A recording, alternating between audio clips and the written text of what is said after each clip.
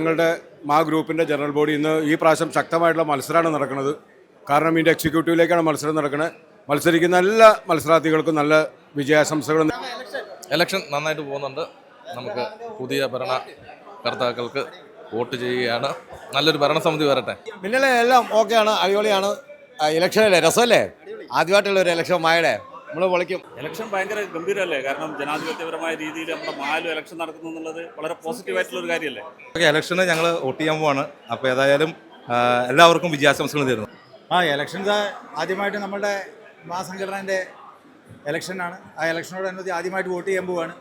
അതായത് നമ്മുടെ നിയമസഭാ തെരഞ്ഞെടുപ്പ് കഴിഞ്ഞ ശേഷം വേറൊരു വോട്ട് നമ്മുടെ കലാകാരന്മാരൊരു വോട്ടെടുപ്പ് ചെയ്യുകയാണ്. അത് വേണ്ടപ്പെട്ട ആളുകൾക്ക് വോട്ട് ചെയ്തിട്ട് ഉഷാറാക്കുക. ഓക്കെ, ഇലക്ഷൻ അടിപൊളി. ഞങ്ങൾ ഗംഭീരാക്കാൻ പോവാണ്. ഒരു പുതിയ ആൾക്കാർ വരണം. എന്തായാലും സംഘടനയ്ക്ക് അടിപൊളി.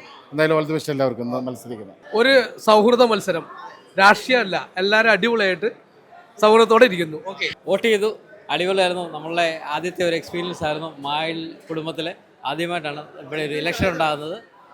ഏതായാലും വളരെ നല്ലൊരു കാര്യമാണ്. എല്ലാവർക്കും എല്ലാ സ്ഥാനാർത്ഥികൾക്കും ആശംസകൾ. വോട്ടിംഗ് കഴിഞ്ഞു, വളരെയധികം സന്തോഷമുണ്ട്. ഒരു നല്ല കമ്മിറ്റി വരട്ടെ, ആര് ജയിച്ചാലും ഒരു നല്ല ശക്തമായ ടീം വരട്ടെ, നല്ല നേതൃത്വം ഉണ്ടാവട്ടെ. എല്ലാവിധ ആശംസകളും.